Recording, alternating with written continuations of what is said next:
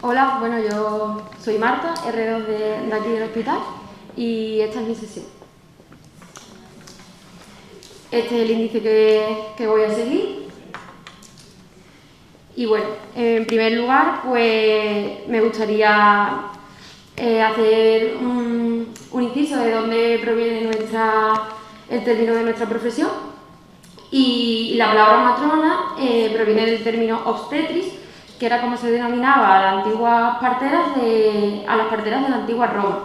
A su vez, este término provenía de la palabra obstare, que significa estar al lado de, por lo que el significado de obstetris es mujer que está al lado de la parturienta y la ayuda.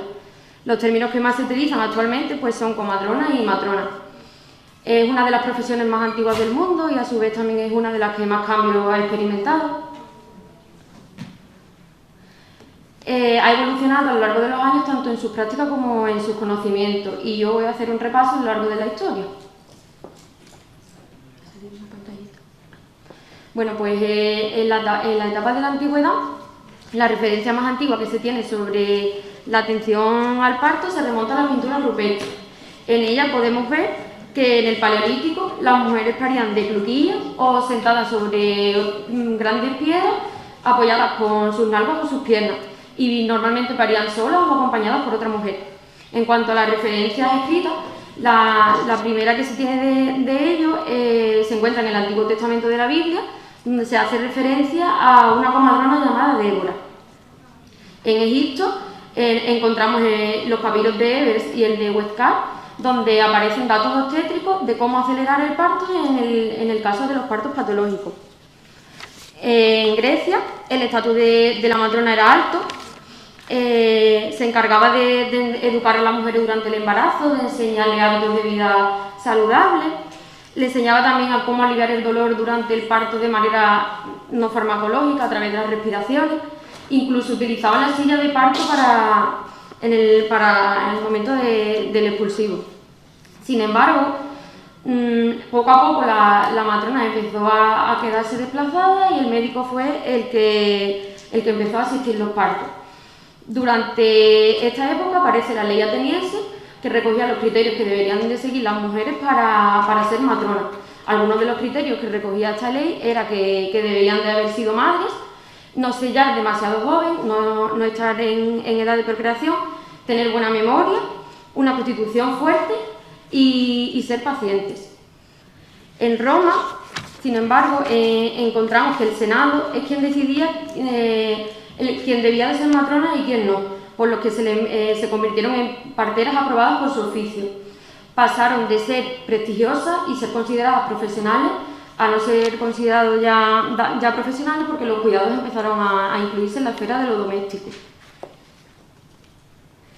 En la imagen de la izquierda podemos ver una pintura rupestre, como os he dicho ya, aparece la mujer pariendo en cluquillas y la silla de parto. En la imagen del medio y en la imagen de la derecha, uno de los papiros. Bueno, pues en la Edad Media la atención al parto dependía de la clase social de la parturienta. En el caso de la clase social campesina, las matronas solamente tenían conocimientos prácticos, estos conocimientos se iban transmitiendo de generación en generación de forma oral y esto es lo que lo diferenciaba de la clase noble, que eran atendidas por matronas con experiencia y mientras que las campesinas parían en su domicilio, la clase noble paría en casas ricas o en palacios. Con el Tribunal de Protomedicato aparece el primer intento por regular nuestra profesión. De esta manera se hicieron también los exámenes obligatorios para poder acceder a ellos. En 1498 los reyes católicos promulgaron una pragmata o texto legal donde se regulaban las matronas como oficio y hacían también la obligatoriedad del examen. Si no pasabas el examen no podías ser matrona. Y en este momento los hombres buscaron actuar. Incluso se dieron muchos casos que los hombres se disfrazaron de mujer para poder asistir a los partos. Las funciones de la matrona en esta época eran 4. Asistencial, donde su único rol era expectante, no actuaban y en el caso de que tuviesen que actuar lo hacían a través de ungüentos o pomadas que ellas mismas creaban a través de las plantas medicinales. Este hecho reforzaba la idea de sus prácticas de brujería. Si surgía cualquier complicación durante el parto, avisaban al barbero cirujano, que era quien terminaba ya con el parto. Otra de sus funciones era la de jurídico legal, como peritos. También estaba la función de docente y la de religiosa, ya que ellas eran quien hacían los bautizos de urgencia. Y me gustaría recalcar que en esta época las matronas se encontraron en una encrucijada entre ayudar a la mujer y la asistencia del parto, y siendo perseguidas tanto por la Iglesia por su fama de brujas como por los hombres que querían actuar. Es en el Renacimiento cuando fue necesario solicitar al ayuntamiento una acreditación o título para que se les permitiera asistir a los partos. En esta etapa reclamaban al rey una reglamentación de su enseñanza, y fue entonces cuando los barberos y los curanderos empezaron a asistir a los partos de forma libre. A principios de la Edad Moderna, a principios del siglo XVIII, la partera era un profesional cualificado y se reafirma la profesión como actividad quirúrgica. En el caso de las mujeres de la corte, eran atendidas por los cirujanos. Durante esta etapa, el parto pasó de ser fisiológico a ser considerado patológico. Además, solo los hombres podían utilizar los instrumentos en el caso de los partos instrumentales. Utilizaban el forceps, que fue inventado en el siglo XVII. Las parturientas cambiaron de mentalidad porque ellas también querían que se les acortara el expulsivo, y esto hizo que cada vez fueran más los hombres que empezasen a asistir los partos, porque, como ya he dicho, solo los varones podían utilizar los instrumentos. Todo esto fue perjudicial para las matronas. En la edad contemporánea, pues en 1857 se crea el título oficial de matrona, se crean las condiciones, aparecen las condiciones que se debían de seguir para poder obtenerlo, se define el concepto de matrona y solo se les autoriza para la asistencia de partos naturales. En 1861 aparece un reglamento con un real decreto que reglamentaba que aparecía la enseñanza, y es en 1868 donde la enseñanza se liberaliza y forma parte son las propias matronas las que forman. Ellas transmitían el conocimiento ahora ya de manera formal, no como se había hecho antes. Y en esta etapa aumenta de forma muy importante el intervencionismo. Cada vez se toma el parto como más patológico y las mujeres solo se les permitía parir en la cama. Pues ya en el siglo XX y en la actualidad, en 1904 aparece un reglamento donde los estudios de matrona se cursaban en 2 cursos académicos. Aparece la primera escuela de matrona, que se llama la Casa de Salud de Santa Cristina de Madrid, en 1904. En 1930 pues la colegiación se hace obligatoria, y es en la guerra civil cuando las matronas, una parte de ellas fueron perseguidas, otra muy buena parte fueron asesinadas, y otras muchas dejaron de poder asistir los partos porque tuvieron que empezar a ser practicantes en los hospitales que se crearon para la guerra, y además también les era muy complicado poder ir hasta los domicilios a asistir los partos durante la guerra. La represión fue porque se consideraba un grupo conflictivo, además también era un colectivo femenino exclusivamente, teniendo más estudios y más formación que la mayoría de la población en general.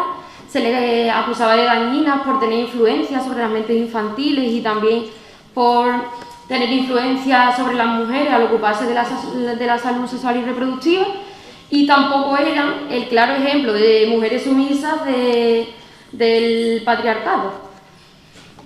Durante todo el franquismo fueron tuteladas por la profesión médica. En 1952 el Ministerio de Educación unifica en ATS las profesiones de enfermera, matrona y practicante, haciéndolos en ayudantes técnicos sanitarios. En 1958, con el BOE, se publica una especialidad de ATS, que en este caso pues aparece matrona como especialidad. En 1977 aparece el título universitario, y es en 1980 cuando se le da acceso a los hombres para que cursen la formación de matrona. No es hasta 1980 cuando ocurre ello. En 1987 se aprueba un real decreto con el título oficial de matrona, y en 1994 se realiza la primera prueba selectiva. Se ha apagado. se realiza la primera prueba selectiva de EIR. En 2005 se aprobó un Real Decreto sobre la especialidad, sobre todas las especialidades en el que aparecen. Ya. En el que aparecen todas las especialidades de enfermería, todas las 7 que conocemos hoy en día, incluida la de matrona. ¿Cómo fue la asistencia durante el siglo XX? Bueno, pues la primera mitad dependía mucho también de la clase, de dónde viviese la parturienta. Si se residía en la zona rural, las matronas que la atendían eran matronas sin título. El parto tenía lugar en el domicilio y el parto era considerado fisiológico. Sin embargo, si el parto se producía en las zonas urbanas, las matronas eran tituladas y parían en los hospitales. En la segunda mitad del siglo XX, el parto se toma como patológico, hay un dominio médico, siempre ocurre en los hospitales y se medicaliza. Bueno, pues me parece importante esta frase porque es importante saber de dónde se viene para conocer hacia dónde se va. Los objetivos que me he marcado pues, han sido el objetivo general, conocer las competencias actuales de las matronas, así como la influencia de su asistencia en el proceso del parto, y como objetivo específico conocer las competencias de las matronas en el siglo XXI recogidas en el Real Decreto, determinar los beneficios de la asistencia del parto por un equipo de matronas y conocer la diferencia de los resultados según el modelo de asistencia. Para hacer esta búsqueda me he basado en bases de datos como el de Arneo PubMed y en guías de práctica clínica. He utilizado los filtros de los artículos publicados en los últimos 8 años con idiomas español e inglés y texto completo. Y estas han sido las palabras clave. Bueno, pues para comenzar con las matronas en el siglo XXI, somos autónomas desde el punto de vista jurídico y científico. Nuestras competencias están reguladas en el Real Decreto 1837 de 2008 y a lo largo de los años se ha visto una disminución del número de matronas en España. Voy a comentar las competencias que tenemos actualmente, divididas en atención primaria y en atención especializada. Para comenzar, en atención primaria, nuestras competencias son la atención preconcepcional, atender a aquella mujer, a aquella pareja cuando desean buscar embarazo, controlar el embarazo de bajo y medio riesgo, educación grupal, tanto para las embarazadas como para sus acompañantes, atención en el posparto, tanto en la consulta como en su domicilio, asesorar en la estancia materna, seguimiento del neonato hasta los 28 días de vida participar en pruebas de screening como la citología, salud sexual y reproductiva de los jóvenes. También es muy importante que en este ámbito formemos tanto a los profesores como a los padres de ellos mismos, encargarnos de las infecciones de transmisión sexual, consulta de climaterio y detección y atención en violencia de género, sobre todo en el embarazo y en el posparto. Bueno, pues aquí podemos ver como algunas imágenes de algunas de las competencias que he nombrado. Por su parte, en atención especializada, pues nuestras competencias serían atender la urgencia obstétrica, derivando al ginecólogo en los casos en los que sea necesario, asistencia del parto de medio y bajo riesgo, como ya he dicho, consulta de alto riesgo y bienestar fetal, en compañía también, en colaboración con el equipo de ginecología, al igual que la atención al parto de alto riesgo, en colaboración, siendo por un equipo multidisciplinar. Atender en el posparto inmediato y consulta de reproducción asistida, también con el equipo multidisciplinar. En cuanto a los partos dirigidos por matronas, pues de todos los estudios que he encontrado sobre los numerosos beneficios que tiene tanto para la mujer como para el recién nacido de que el parto esté asistido por un equipo de matronas, voy a hablar de 4 de ellos. Sobre todo de este primero que se ha realizado hace muy poquitos años, entre 2016 y 2019, en 44 hospitales españoles, que ha sido uno de los análisis más grandes hechos hasta la fecha, que relacionó los resultados que se obtuvieron de partos dirigidos por matronas versus atendidos por obstetras. Quiero recalcar y voy a comentar ahora los resultados más importantes que encontraron en los partos dirigidos por matronas. Pues en ellos hay menos probabilidad de epidural, ya que la mujer adquiere mayor confianza, se empodera, siente seguridad y esto hace que disminuya la necesidad de analgesia. Hay un mayor porcentaje de posiciones diferentes a litotomía durante la fase del expulsivo, mayor proporción de partos espontáneos, menor proporción de partos instrumentales, menor riesgo también de daño perineal severo. Se encontraron tasas más bajas de APGAR, menor a 7 puntos a los 5 minutos, y tasas más bajas de reanimación neonatal, y sobre todo una mayor tasa de inicio temprano de lactancia materna. Otros dos estudios, uno realizado en 2014 y otro en 2016, encontraron resultados similares, siendo todos positivos tras la atención por matrona. Y una revisión realizada por la Cochrane, donde seleccionaron 11 ensayos clínicos aleatorizados, vieron cómo en los modelos dirigidos por matrona, igualmente la proporción de partos espontáneos era mayor, las mujeres tenían mayor sensación de control y disminuía la tasa de hospitalización tanto de las madres como de los recién nacidos. Por tanto, los beneficios de los partos dirigidos por matronas que vemos son, como ya he comentado, la mayor sensación de confianza, hace que disminuya la analgesia por el empoderamiento, que es muy importante. El hecho de que la mujer esté en un clima tranquilo y acompañada y esté cómoda, disminuye el uso de oxitocina intravenosa. Tienen un 50% menos probabilidad de parto distóxico, tienen un 40% de menor riesgo de daño perineal grave, su estancia hospitalaria es más corta y todo esto conlleva a que tengan una menor sintomatología depresiva en el posparto. Pues con todos los beneficios que he comentado, el cambio en el modelo asistencial serían las casas de parto, que son espacios liderados por matronas, donde se busca promover el modelo de atención biopsicosocial, fomentando las relaciones interpersonales, se facilita la movilización de la mujer y el parto activo, se ofrece un ambiente donde se protege y se promueve la relajación, la dignidad, la privacidad, y el diseño de estas casas de parto transmite los valores del modelo de cuidado biopsicosocial. Son espacios lo más parecidos a su domicilio o una habitación de un hotel, donde la luz es tenue, hay el menor número de ruidos posible, tampoco hay material médico, está guardado, está escondido. La mujer puede hacer uso de la cama, de las lianas, de la silla de parto, de la bañera. La monitorización es intermitente y la mujer tiene libre movimiento. Hay dos tipos de casas de parto: las que se encuentran independientes al hospital, que son las extrahospitalarias, y las que están unidas a las unidades obstétricas del hospital, que serían las intrahospitalarias. En España, de titularidad pública, solamente tenemos 3. La Casa de Nacimiento Baetulo y la de Martorell. Ambas están en Cataluña. Y por otra parte tenemos la Casa de Parto en el Hospital de Manises, que está en Valencia. Los criterios que he encontrado para que una mujer ingrese en la casa de parto es que se encuentre en fase activa del parto y que no tenga ninguna complicación. La foto de la izquierda es de Martorell y la otra es de Manises.